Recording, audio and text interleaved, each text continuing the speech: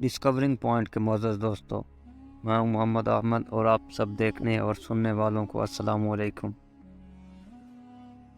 تاریخی اعتبار سے دنیا کا ایک اہم ترین شہر جب فتح ہونے جا رہا تو فوج کے سپہ سالار نے اپنے حاکم سے کہا کہ آپ آئیں اور شہر کا چارج سنبھالیں، اور یہی شرط اس شہر کے حاکم نے بھی رکھی تھی کہ حاکم آئے گا تو اسے ہی شہر کی کنجیاں دی جائیں گی۔ چنانچہ حاکم کے آنے کی اطلاع کر دی اور لوگ اس کی آمد کی تیاریوں میں مصروف ہو گئے۔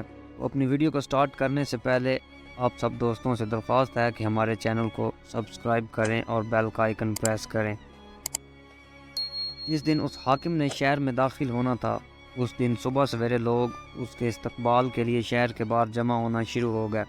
دن چڑھے دور گرد کا غبار اٹھا تو لوگوں کو لگا کہ حاکم کی سواری آ گئی۔ جب غبار چھٹی تو دیکھا ایک اونٹنی کی مہار تھامے ایک شخص پیدل چلا آ رہا ہے، جبکہ دوسرا شخص اس اونٹنی پر سوار ہے۔ پیدل چلنے والے کے جسم پر جو پوشاک تھی اس پر 14 پیوند لگے تھے، پاؤں کیچڑ میں لت پت ہونے کی وجہ سے جوتے ہاتھ میں پکڑ رکھے تھے اور دوسرے ہاتھ سے اونٹنی کو کھینچتا آ رہا تھا۔ سپہ سالار نے جب انہیں دیکھا تو پکار اٹھایا، اے بیت المقدس والو، تیار ہو جاؤ، ہمارا حاکم عمر فاروق آن پہنچا۔ بیت المقدس والے رومی حکمرانوں کی ٹھاٹھ سے واقف تھے۔ یہ منظر ان کے لیے ناقابل یقین تھا۔ پوچھا کہ عمر وہ ہے جو اونٹنی پر سوار ہے؟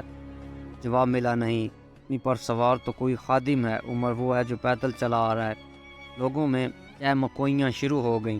سپہ سالار نے اپنے سامان سے قیمتی پوشاک نکالی اور گھوڑا دوڑا کر عمر کے پاس پہنچا اور کہا کہ آپ یہ پوشاک پہن لیں تاکہ شہر والوں پر رعب پڑ سکے۔ عمر نے جواب دیا کہ عزت کا معیار اس پوشاک میں نہیں بلکہ اللہ کی فرما برداری میں ہے۔ جب وہ شہر میں داخل ہوئے تو لوگوں نے پوچھا کہ غلام اونٹنی پر سوار کیوں تھا؟ جواب ملا کہ سفر طویل تھا، ہمارے پاس سامان کے کچھ تھیلے تھے جن میں ستو، پانی اور کھجوریں تھیں۔ اونٹنی ایک تھی اور مسافر دو، اور ایک وقت میں سامان کے ساتھ صرف ایک ہی بیٹھ سکتا تھا۔ طے ہوا کہ ایک منزل ایک مسافر اونٹنی پر سوار ہوگا اور دوسری منزل دوسرا مسافر۔ اتفاق یہ ہوا کہ جب بیت المقدس داخل ہونے لگے تو اونٹنی پر سوار ہونے کی باری غلام کی تھی۔ اس نے کہا کہ وہ پیدل چل لے گا، لیکن میرے ضمیر نے گوارا نہ کیا۔ یہ تھے حضرت عمر رضی اللہ تعالیٰ عنہ جو 22 لاکھ مربع میل پر پھیلے رقبے کے حکمران تھے۔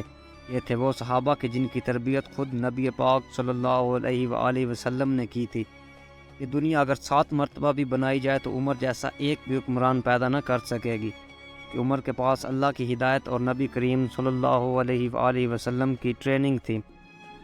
آپ صلی اللہ علیہ وآلہ وسلم کے تمام صحابہ، خلفائے راشدین اور امہات المومنین ہمارے سر کے تاج اور رہنمائی کے روشن ستارے ہیں۔ اللہ تعالی ہمیں ان کے نقشے پر چلنے کی توفیق عطا فرمائے، آمین۔